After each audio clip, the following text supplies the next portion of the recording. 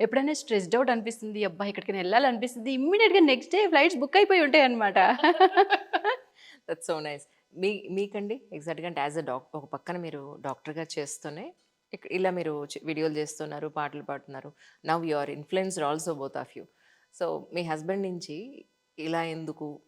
లేదంటే ఇది అవసరమా? ఇలాంటివి ఎప్పుడు రియల్లీ? ఎప్పుడు అనలేదండి. ఎంకరేజే చేస్తారు గానీ, బాలేదు, బావుంది అంతవరకు చెప్తారు. కానీ చెయ్యొద్దు అని మాత్రం చెప్పరు. ఇదే కాదు ఈవెన్ నేను ప్రెగ్నెంట్ అయ్యాక, డెలివరీ అయ్యాక 3 మంత్స్ బేబీగా ఉన్నప్పుడే మా అత్తయ్య, "నువ్వు డ్యూటీకెళ్ళు, ఏం కాదు పాపని నేను చూసుకుంటాను. అట్‌లీస్ట్ 1 అవర్ అయినా సరే వెళ్ళు, టచ్ పోవద్దు." హ్మ్. సో, చాలా సపోర్టివ్ అండి. ఇంట్లో అందరూ చాలా సపోర్టివ్. ఈవెన్ మా మామయ్య గారు గూడా నాకు కూతురే వచ్చింది. కోడల్లాగా ఎప్పుడు అనుకోలేదండి అసలు. అక్క వాళ్ళు మా ఓన్లీ సన్. హస్బెండ్ ఒక్కరే. సిస్టర్స్, బ్రదర్స్ ఎవ్వరు లేరు. సో, ఇంకా వాళ్ళు నన్ను కూతురు కంటే బా చూస్తారు. That's amazing. ఇవాళ రేపట్లో చాలామంది అమ్మాయిలు ఒకటి నాకు గుర్తింపు లేదు అనేది ఒకటి. రెండోది నాకంటూ ఒక రూపాయి పక్కన పెట్టుకోవాలి. నాకంటూ ఇన్కమ్ ఉండాలి. ఇలాంటి ఆలోచన ధోరణి ఉన్నవాళ్ళు చాలా మందిలో చూస్తున్నాను. ఇక్కడ మీరు వర్క్ చేస్తున్నారు. మీ వారు కూడా వర్క్ చేస్తున్నారు. ఇద్దరు ఇన్కమ్ ఉన్నప్పుడు ఆహ్, లేదా మీకు ఇన్కమ్ లేదనుకుందాం. అలాంటి సిట్యుయేషన్స్‌లో ఒక అమ్మాయి ఎలా ఆలోచిస్తే వైఫ్ అండ్ హస్బెండ్స్ మధ్యలో బాండింగ్ పెరిగే అవకాశం ఉంటుంది?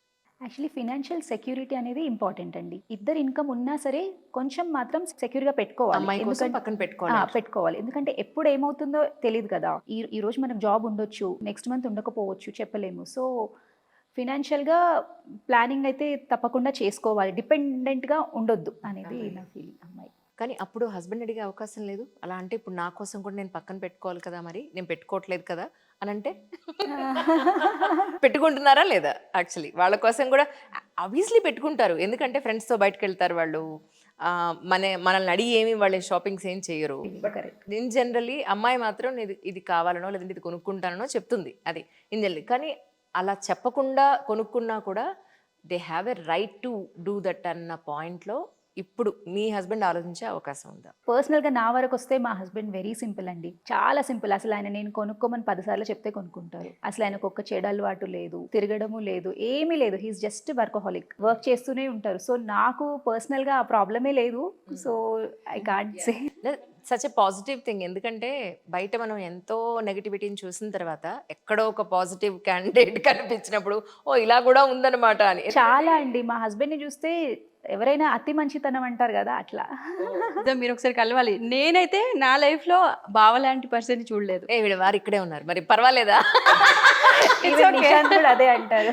ఈవెన్ నిషాంత్ కూడా అదే అంటారు. అసలు విక్రమన్నలాగా ఎవరు లేరసలు అని అంటారనమాట. అంటే కంప్లీట్ వర్క్ ఫోకస్. మేమే అప్పుడప్పుడు కొంచెమైనా బ్రేక్ తీసుకోవచ్చు కదా! అంటే బావ enjoys that life style basically. వర్క్‌ని ఎంజాయ్ చేస్తూ చేయాలి అనడానికి నిలువెత్తు రూపం మా బావ.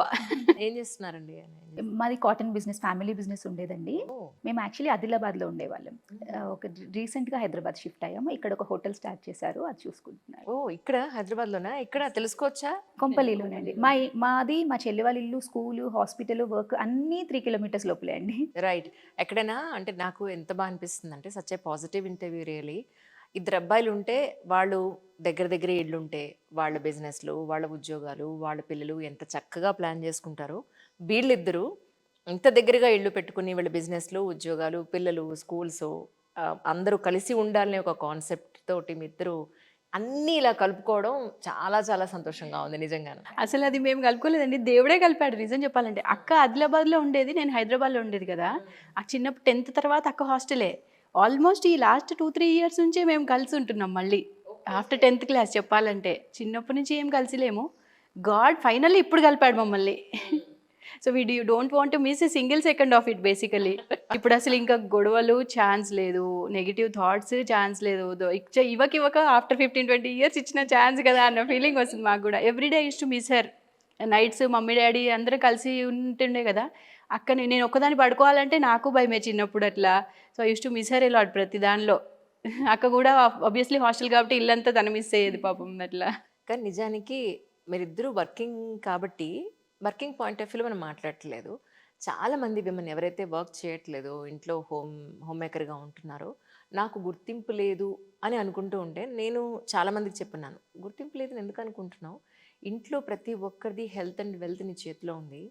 సో నీ ఇల్లు ఎగ్జాక్ట్లీ. ఇంట్లో ఉన్న మనుషుల్ని వాళ్ళందరినీ చక్కగా చేసుకుంటే ఇంకా అంతకు మించి ఇంతకన్నా మించి ఒకళ్ళు ఏమీ లేదు. ఇచ్చేదే ఉంది. ఇట్స్ ఆర్ సెల్ఫ్ సాటిస్ఫాక్షన్ కదా. Exactly. What do you say about it అని? ఎగ్జాక్ట్లీ అండి. What ever you have told is absolutely true. మా ఫ్యామిలీలో కూడా కొంతమంది నాన్ వర్కింగ్ ఉమెన్ ఉంటారు కదా, వాళ్ళు అంటూ ఉంటారు అనమాట, నీకేంటి నువ్వు వర్కింగ్, మాకు కూడా ఏదైనా వర్క్ ఉంటే బాగుండు అని. It's fine. మా మదర్ కూడా ఏం వర్క్ చేయలేదు, but she was happy then. ఆ జనరేషన్లో వర్కింగ్ ఎంతమంది ఉండేవాళ్ళు, 10%, 20% లేడీస్. ఈ జనరేషన్లో కొంచెం తగ్గిపోవచ్చు, బట్ స్టిల్ వాళ్ళు ఇంట్లో పని చేసుకుంటే దానికంటే పెద్ద పని ఏది లేదండి అసలు. Exactly. ఎంత టఫ్. పాలు పొంగుతాయి, న్యూస్ పేపర్ వాళ్ళు వస్తారు, పాల వాళ్ళు వస్తారు, కుక్కర్ విజిల్స్ వస్తాయి. అంటే ఒక 1-2 అవర్స్ కంటిన్యూస్గా వాళ్ళకి ఏం రెస్ట్ దొరకదు బేసికలీ. ఇంట్లో కూర్చుంటావు కదా, ఏం చేస్తావని కొన్ని మనం వింటూ ఉంటాం కదా. అబ్బబ్బే, అసలు అది వాళ్ళకున్నంత పని ఇంకా మొత్తానికి ఎవరికీ ఉండదు ఎగ్జాక్ట్లీ. బయట. మనమన్నా ఆఫీస్లోకి వెళ్ళి టీ బ్రేక్ అని, ఫ్రెండ్స్తోని స్నాక్స్ బ్రేక్ అని హ్యాపీగా ఫ్రెండ్స్ చుట్టూ ఉంటాం కాబట్టి ఏదో ఒకటి నవ్వుకోవడాలు, జోకులు వేసుకోవడాలు అట్లా. ఇంట్లో పాపం లేడీస్ ఒక్కరే ఉండి వాళ్ళకి ఎంత పాజిటివిటీ ఇవ్వాలి, ఫ్యామిలీ సపోర్ట్ కూడా. హస్బెండ్స్ కూడా నువ్వు ఏం చేయట్లేదు అని అస్సలు అనొద్దండి. ఏం చేయకపోతే ఇల్లు ఎలా ఉంటుందో ఒక 2 రోజులు చేసి చూపిస్తే తెలుస్తుంది వాళ్ళకి. Absolutely correct. And more over ఏంటంటే వీళ్ళు ఇందాక మీరు అన్నారు చూడండి, ఆ వర్డ్ ఖచ్చితంగా అనకూడదు. వాళ్ళు ఇంట్లోనే ఉంటారు కదా అన్న వర్డ్ అబ్సల్యూట్లీ నో. వాళ్ళు అన్ని టైం ప్రకారం టైం ప్రకారం అందిస్తేనే వీళ్ళు వెళ్ళి పని చేయగలుగుతారు. పోనీ బయట అలసిపోయి ఇంటికి వచ్చినా కూడా ఎదురుపడి మీకు అన్ని రెడీ చేసి పెడితేనే మీరు హ్యాపీగా తిని పడుకోగలుగుతున్నారు. అలా అంటే ఏదో ఎవరో అంటారులేండి, మేము వంట వాళ్ళని పెట్టుకున్నాం, వాళ్ళని పెట్టుకున్నాడు, వాడు అంత అభిమానంగా ఎందుకు చేస్తారు, మన అన్న వాళ్ళు చేసినట్టు ప్రేమగా వాళ్ళు చేయరు కదా. వంటలో చేతి వాటం ఉంటుంది, ప్రేమ కూడా ఉంటుంది. Yeah. మనం వాటర్ కూడా ఇస్తే పూర్వం కాలంలో మునులు వాటర్ చేసి శపించే వాళ్ళు ఇట్లా అని. అది ఏంటి, ఆ వైబ్రేషన్స్ సైంటిఫిక్గా చూస్తే ఆ వాటర్ లోపల కెమిస్ట్రీయే మారిపోతుందంట మనం నెగిటివ్గా వాటర్ ఇస్తే. మనం చెట్టుని చచ్చిపో అంటే ఒకరోజు చచ్చిపోతుందంట ఆ చెట్టు నిజంగానే. సో మన మాటలకు అంత వాల్యూ, అంత పవర్ ఉంది, మన చేతికి అంత పవర్ ఉంది. చేతితో తినేవాళ్ళం ఫస్ట్, ఇప్పుడు స్పూన్తో తింటున్నాము. చేతి ముద్ద కూడా చాలా ఇంపార్టెంట్ మనకి. ఎవ్రీథింగ్ ఈ సైంటిఫికలీ కనెక్టెడ్. మనం ఇప్పుడు చాలా విషయాలు సైన్స్ లేదనుకుంటాం కదా, చాలా విషయాలు సైన్స్ ఉంది బేసికలీ. ప్రతి దానిలో సైన్స్ ఉంది. సో అట్లా మన అమ్మ చేతి వంట ఎప్పటికైనా అమ్మ చేతి వంటే. నిజం అబ్సల్యూట్లీ. కానీ ఇప్పుడున్న ప్రజెంట్ సొసైటీ సినారియోలో ఇలా పెళ్ళిళ్ళు అవుతుంటే ఎప్పుడు విడిపోతున్నారో కూడా తెలియట్లేదు. మీరు ఇంత సక్సెస్ఫుల్గా ఇన్నేళ్ల నుంచి, అంటే గొడవలు లేని సంసారం ఉండదు ఖచ్చితంగా. అడ్జస్ట్మెంట్ అనేది ఈ మధ్య, ఇప్పుడు మీరు కూడా ఇండిపెండెంట్ ఉమెన్గా ఉండి కూడా ఎలా అడ్జస్ట్ అవ్వగలుగుతున్నారు? నేను కూడా పని చేస్తున్నాను నీ మాట అంటారా, నేను ఎందుకు పడాలి అన్న పాయింట్ మీకు ఎప్పుడన్నా వచ్చినప్పుడు సర్దుబాటు ఎలా చేసుకున్నారు? ఒకరికి కోపం వచ్చినప్పుడు సెకండ్ పర్సన్ కొంచెం ఆ టైంలో మొమెంటరీగా కామ్ ఉండాలండి. ఇద్దరికి ఒకటేసారి కోపం వస్తే గొడవ పెద్దగా అవుతుంది. సో కొంచెం టైం తీసుకొని, వాళ్ళు కొంచెం మూడ్ బాగాలేదు, కొంచెం యాంగ్జైటీలో ఉన్నారు, కోపంగా ఉన్నారు అంటే కాసేపు మనం కామ్ ఉంటే మేబీ సెట్ అయిపోతుందని నేను అనుకుంటున్నాను. What about you? అంతే అండి, సేమ్. నేను కూడా అదే. ఫస్ట్ ఇమ్మీడియట్గా ఎవరికైనా కోపంగా ఒక మాట అన్నారనుకోండి, నేను ఇమ్మీడియట్గా డౌన్ అయిపోతాను. ఫస్ట్ ఆఫ్ ఆల్ నేను అక్కడి నుంచి అవే వచ్చేస్తాను అనమాట. ఒక 1-2 అవర్స్ ఐ సిట్ కామ్గా ఆలోచించి ఎందుకు అట్లా అని ఉంటారు, okay this might be the reason. తర్వాత కంపల్సరీ డిస్కషన్ చేస్తాను. క్లోజర్ ఈజ్ ఇంపార్టెంట్ నాకు. లేకపోతే నేను రోజంతా అట్లానే కామ్గా ఉండిపోతాను. కాదు, ఇంపార్టెంట్. ఎప్పుడైనా మళ్ళీ తను ఓకే, తను కూల్ అయ్యారనుకుంటా, ఇప్పుడు ఐ మైట్ ఆస్క్ హిమ్ అన్నప్పుడు వెళ్ళి కూర్చొని నన్ను ఎందుకు అన్నావు అట్లా అని అంటే వెంటనే ఇమ్మీడియట్గా సో సారీ, నేను ఏదో ఫ్రస్ట్రేషన్.